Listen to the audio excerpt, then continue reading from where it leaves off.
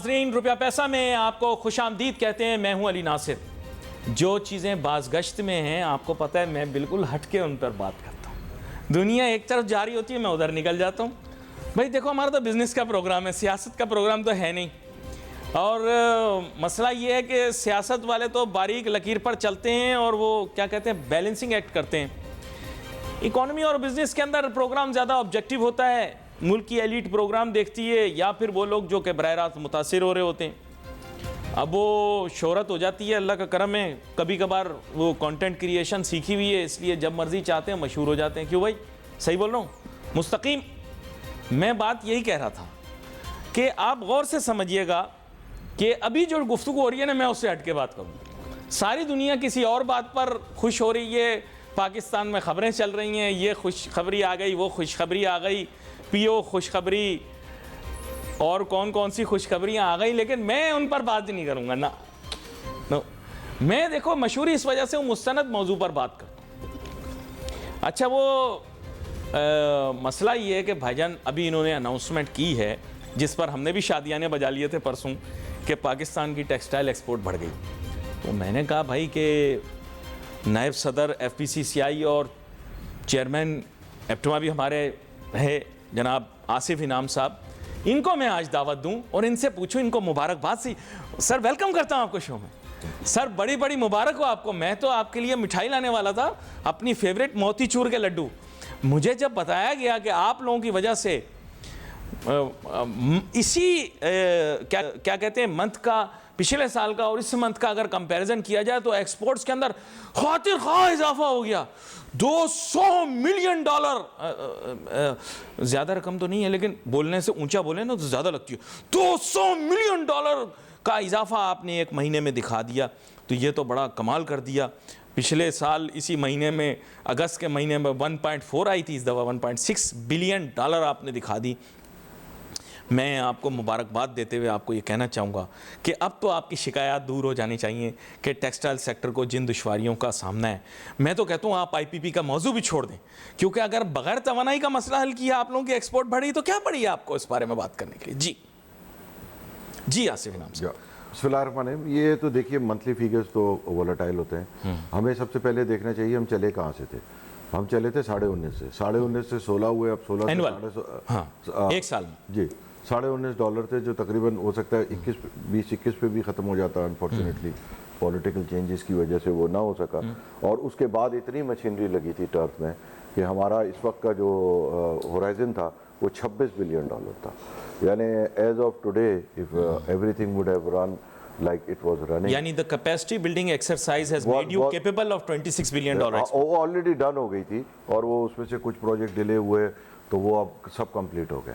तो इसको अगर आप 26 के तनाजुर में देखें तो we are achieving only 60-65%। No, I want to hear a number from you. What is the confirmed number for last year's exports from textiles? तो मेरे 16.2 या कितना 4 अराउंड इस रेंज में। Versus 26 billion is your potential. जी, versus 26 billion is the potential which. अब वो potential जो है वो डेली चिप ऑफ हो रहा है। कोई अब स्क्रैप कर रहा है, कोई कुछ कर रहा है, कोई मशीनरी बेच रहा है, किसी ने, मतलब अब there are lot of problems. These problems are emanating, यानी इन सारे मसाइल की जड़ क्या है ये मुझे बताएं। देखिए, इनकी पहले हम लोग अभी आज से अगर आप बजट से पहले पूछते तो हम कह रहे थे कि हमारे 2 बड़े मसले हैं। एक कॉस्ट ऑफ एनर्जी, जिसमें बहुत सारा IPP की वजह से। फिर दूसरा ये कि जब IPP इतना महंगा है तो गैस पे प्रेशर पड़ा तो उन्होंने गैस भी महंगी कर दी। गैस भी 300% महंगी हुई है for power generation and industrial use भी 100% महंगी हुई है। और बिजली तो आपको पता ही है, उसका बेस ही ज़्यादा था, 42-46 तक गई। तो वो वज़ीर-ए-आज़म साहब वॉज काइंड इनफ कि उन्होंने वो ₹12 का जो क्रॉस सब्सिडी है वो हम पे हटाई, पर वो हमारे किसी काम इसलिए नहीं आई कि मेरे ख्याल है ₹10 का कोई बेस टैरिफ चेंज हो गया तो वो हमें शायद ₹1 या ₹2 हैं, जो ₹46-44 से अब 42-43 पे आ गए। अब प्रॉब्लम ये है कि ओवर कैपेसिटी, वो सब अब दोबारा डिस्कस करना तो बेकार है। दूसरा था एक हाई इंटरेस्ट रेट, वो भी अब कमी की तरफ होपफुली चल रहे हैं, तो वो भी हल हो जाएगा। देखिए, वो तो आपका देरीना मुतालबा इसलिए भी पूरा होता दिख रहा है क्योंकि फेड ने जो कट किया है और जो आगे एक्सपेक्टेशन है 4% आपको मिल जाएंगे, लेकिन उस 4% से क्या फ़ायदा होगा ये मुझे बताएं आप। देखिए, वो तो बोरिंग कॉस्ट का है। अगर आप देखिए किसी का अगर 100 करोड़ का इंटरेस्ट रेट है और वो उसको 4% का इफेक्ट मिलता है, तो वो परसेंटेज में तो Compounding में 25 है। बिल्कुल सही कह रहे हैं। ईज ऑफ डूइंग बिजनेस, फिर आपकी होल्डिंग, फिर आपकी क्रेडिट सेल्स, बहुत सारी चीज़ों की तरफ आप जा सकते हैं। दूसरा एक जो बहुत बड़ा इशू था जो बजट में खड़ा हुआ, वो हुआ EFS का, एक्सपोर्ट फैसिलिटेशन स्कीम, जो खुद एप्टमा ने मेरे ख्याल शब व रोज़ मेहनत करके बनवाई थी और बड़ी सक्सेसफुल है। उसको इस तरीके से मोल्ड कर दिया फॉर अ सर्टेन लॉबी जो हिट हो रही थी कि उनका जो प्लांट्स हैं वो अनवाइबल हैं, तो उन्होंने शोर करा के इस तरह लोकल को इसमें से हटवा दिया। लोकल को हटवाने से ये हुआ कि ये 10-12 आदमी अब इस स्कीम का फ़ायदा उठा रहे हैं और रच के कमा रहे हैं, और उसके अलावा बाकी सारी मुल्क को उन्होंने बस के नीचे दे दिया। अब वो ये है कि इसके बगैर और अब उसके बाद वो इतने इम्बोल्डेंड हो गए कि उन्होंने रच के उसकी मिसयूज़ करके उसका माल भी लोकल बेच रहे हैं। अच्छा, ये मुझे ज़रा एक चीज़ की वजाहत चाहिए। अब चूँकि आपने सेक्टर का बताया, हमें बताया गया कि सेक्टर को बहुत सारे नेचुरल एडवांटेजेस रहे। एक, आपको कॉटन की क्रॉप भी अच्छी मिल गई, कॉटन की प्राइसेस स्टेबलाइज हो गई। I don't know whether this is right और रॉन्ग, मैं आपसे कंफर्म कर रहा हूँ। कॉटन यानी क्वांटिटी वाइज भी आपको सही मिल गया और उसकी प्राइस भी ठीक मिल गई। ये एडवांटेज कितना अहम रोल इसने प्ले किया, चाहे मंथ के फिगर्स ही क्यों ना हो, लेकिन कुछ एक्सपोर्ट्स को बेहतर करना। इसमें ये प्ले हुआ है कि आपकी 150 मिलियन से एक्सपोर्ट बढ़ी है, 250 से नहीं। अच्छा। और $250 मिलियन का आपने सिर्फ यान मंगा लिया, दुनिया के तीसरे बड़े यान इंपोर्टर बन गए जो एक्सपोर्टर होते थे due to high cost of energy. अब यान एक्सपोर्ट तो एक वही रह गया, धागा तो वो हो गया। कपड़ा फ्लड नया आने वाला है और फिनिश का भी आ जाएगा, तो चंद दिनों में आप उसी तरफ चले जाएंगे कि $4-5 बिलियन की तो आपके यहाँ टेक्सटाइल आ रही होगी। अब इसका हल ये है कि EFS जो है वो डोमेस्टिक चेन को भी दिया जाए कि भाई अगर आप इंपोर्ट को सब्सिडाइज कर रहे हैं at the cost of local, तो उसमें जो एक बात थी वो हमें यही बताई थी, हमारे जो दोनों ऑनरेबल मिनिस्टर्स हैं वो इस पर हमारे साथ वन पेज पे। अच्छा, they are on the same page with you. इसके बारे में भी आपसे बात करता हूँ। मसला ये है कि आसिफ इनाम साहब प्रोग्राम पे आए और एनर्जी पे बात ना हो, ऐसा हो नहीं सकता। और IPP is his favourite political party in our country. With all due respect, वो गलती से मुंह से निकल गया, वो नाम ऐसा है ना IPP। आप हैरान होंगे, जब ये लगना शुरू हुए थे ना तो इनका नाम PPP था, फिर बाद में PPP इसकी गवर्नमेंट थी तो उन्होंने कहा अब इसको IPP कहना शुरू कर दें, फिर ग्लोबली लोगों ने अडॉप्ट कर लिया। हम भी बड़े तेज़ हैं भाई, लेकिन सुनने में ऐसे लगता है जैसे कोई सियासी जमात है, लेकिन नहीं भाई, ये पावर प्रोड्यूसर है।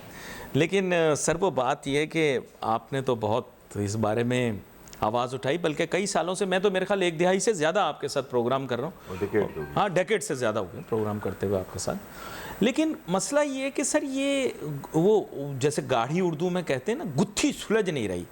तो बात ये कि इसको एक ही दफ़ा सुलझा दें, क्या मसला इसको, why are you dragging this issue, don't drag it. देखिए, अब इसको ड्रैग इसलिए करते हैं कि जब प्रेशर पड़ता है तो वी डू समथिंग और वो इनफ नहीं होता। देखिए, अब हमारा 18 सेंट टैरिफ हो गया। जब हमने ये गुत्थियाँ सुलझानी शुरू की थी 13-14 होता था, 4 उल्टा बढ़ गया, गुत्थी सुलझ। अब आप कह दें कि जी अगर हम वो नहीं करते, ये नहीं करते, तो आज ये 21 होता। बात ये है कि 14 हो, 12 हो या 25 हो, उससे अब इंडस्ट्री को कोई फ़र्क नहीं पड़ता, तो उसने 12 पे भी बंद हो जाना है, उसने 24 पे भी बंद हो जाना है, उसके तो सिर्फ ड्यूरेशन का फ़र्क है। आज 24 टैरिफ गवर्नमेंट कर दे, गवर्नमेंट खुद मुख्तार है, मतलब अपना दे आर सॉवरेन। वो कहें कि जी सुबह से हम 25 सेंट की बिजली बेचेंगे, जो चल सकता होगा वो चलेगा, जो नहीं चलेगा वो बंद हो जाएगा। देखिए, आप शुभ शुभ बोलें, क्योंकि कुछ लोगों की ऐसी होती है, वो कहना नहीं चाहता मैं, आप क्या दिल्ली वाले कहते हैं, वो कहते हैं तो पता नहीं कुछ नहीं, वो नहीं है, मैं तो एक मिसाल बता रहा हूँ। हाँ। तो अगर आपका टारगेट आफ्टर नेगोशिएशन 7 सेंट से 9 सेंट जो रीजन में, अगर वो नहीं है तो ये नेगोशिएशन वगैरह फुटाइल हो जाएगी। अब ये कोई वो आयरन क्लैड फिगर नहीं है कि 7 हो, 8 हो, 9 हो, 9 हो गया, 9.5 हो गया, 8.5 हो गया। अगर आप ये सस्टेनेबली अचीव नहीं कर सकेंगे तो ये आप इस चीज़ को तकरीबन भूल जाएं। अच्छा, अब थोड़ा सा उनका मौक़िफ़ आपके सामने रखता हूँ। उनका कहना ये है कि माजी के अंदर हमने कोशिश की हम पूरे तरीके से फैसिलिटेट करें ऐसे टैरिफ्स को, लेकिन अब जिस तरह की अग्रीमेंट्स हमें करनी पड़ी हैं बैनुल-अक़वामी मालियाती इदारों के साथ, ज़री इदारों के साथ और तरक्याती इदारों के साथ, वो ये कहते हैं कि आपका पावर सेक्टर इन एफिशिएंट है, इसमें बहुत सारी पिलफ्रेजेस हैं, लीकेजेस हैं, देयरफॉर ये इक्विटेबली सबके ऊपर डिस्ट्रीब्यूट करना पड़ेगा।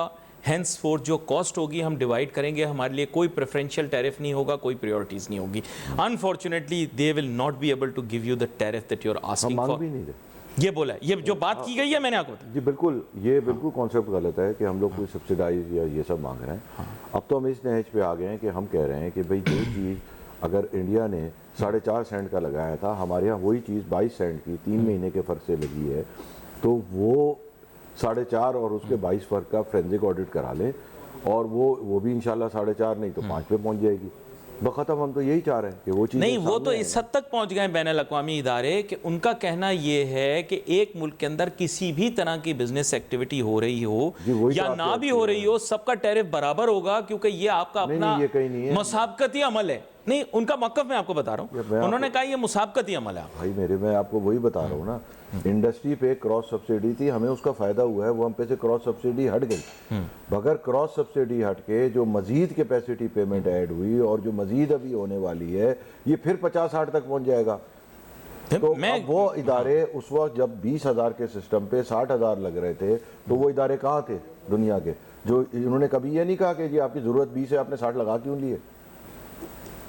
ये अब इसका पैसे क्यों देते रहे, वो इदारे पैसे क्यों देते रहे? आपके कारोबारी तबकात से ताल्लुक़ रखने वाले लोग, वो जो आप कह रहे हैं कि जो ना तो सरकारी आईपीपीज़ के ओनर्स हैं ना फॉरेन आईपीपीज़ के ओनर्स हैं, उनका कहना ये है, आप गलत कह सकते हो, उनका कहना ये है कि पाकिस्तान की जीडीपी ग्रोथ ट्रैजेक्टरी बहुत हाई थी और मुल्क के अंदर लोड शेडिंग हो रही थी। इस वजह से हमने ये सोचा कि पाकिस्तान की एनर्जी डिमांड 60,000 से नहीं बल्कि 75,000 तक तजावुज़ कर जाएगी। ये नेचुरल कॉन्सिक्वेंसीज हैं जिसकी वजह से आपकी जीडीपी ग्रोथ नहीं बढ़ी और उसकी वजह से एक्सेस प्रोडक्शन हो गई। अगर मैं जवाज़ अब मैं आपको उनका इदारा भी है बाय द वे, जो ज़्यादा नोटू जिनके पास। मैं अब आपको उसको बता दूं ना तरीका। हाँ, आप मुझे बताएं कि जी आप सब तैयारी कर रहे थे, आप 75,000 कर रहे थे, आपका प्रोजेक्शन था, ये था, फिर ट्रांसमिशन लाइन क्यों नहीं डली? जब आप पावर प्लांट लगा रहे हैं तो क्यों? क्योंकि ये झूठ था। जब आपने कहना है कि डिमांड बढ़ेगी तो आपको बताना होगा ना, कराची में बढ़ेगी तो मैंने कराची लाइन लानी है, लाहौर में बढ़ेगी तो लाहौर लाइन डालनी है। जब आप लाइन ही नहीं डाल रहे थे, सिर्फ पावर प्रोजेक्ट डाल रहे थे, तो इसका मतलब है कि आपने घर में बैठ के कागज बनाया कि जी हमारी डिमांड इतनी हो जाएगी। इस मामले में देखिए मैंने आपसे सीखा सर दूसरी बात यह है कि आप देख लें तकरीबन मोर और लेस हमारा सिवाय एक कोविड आफ्टर जो है वो 7-8%, हमारे तो 2-4% से ऊपर कभी कोई ग्रोथ ही नहीं हुई। दूसरे जो ये मतलब ₹1 का 4 रुपए का आईपीपी आया, इसको हमने ग्रोथ में गिनना शुरू कर दिया, उसके बावजूद भी 2.5-3 से ऊपर नहीं गई। सर हैरानगी की बात यह है कि आपकी बातों से सीख कर समझ कर क्या हुआ कि मैंने उन इदारों से मंसूब लोगों को या इस नॉलेज बेस से मंसूब लोगों को बुलाया प्रोग्राम के अंदर, और आप हैरान होंगे कि उन्होंने तखमीना बताया कि हमारी ट्रांसमिशन ग्रिड को अपग्रेड करने के लिए हमें अरबहा डॉलर चाहिए होंगे, which is not in excess of $1 billion, not in excess of $10 billion, in fact much more than even $10 billion are required to have our transmission upgrade. मैंने कहा that's not possible. उन्होंने कहा it is possible. If you want to upgrade your transmission grid, you will have to pay much more. अच्छा नाजरीन, मैं मीठी मीठी बातें भी करता हूँ कभी कभी, जब बहुत ज़्यादा नमकीन या मिसालेदार बातें हो जाती हैं। अब बात कुछ ऐसी है कि मुल्क के अंदर एक हवा चली है कि अच्छी अच्छी बातें की जाएँ। खैर मैं बड़ा मोहतात हूँ इस मामले में, मैं अच्छी बातें ज़रूर करता हूँ लेकिन ज़रा मोहतात हो के ना ज़रा।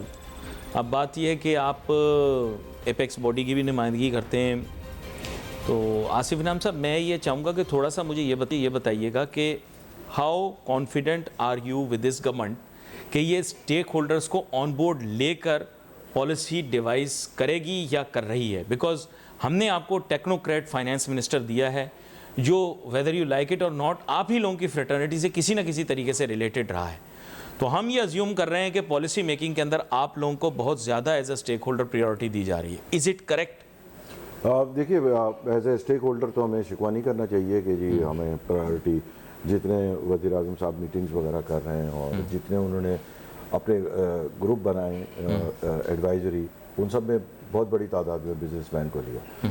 फिर बिजनेसमैन में भी एक तबका है कि जो आपका मतलब सिर्फ उन कमेटियों में घुसने के लिए बहुत ज़्यादा आपको पता है कि वो लगे रहते हैं, तो उसमें से अगर वही लोग आ जाते हैं तो फिर आपको वो डिलीवरेंस वो नहीं मिलती जो आपको एक इंडिपेंडेंट माइंड या उससे होना चाहिए।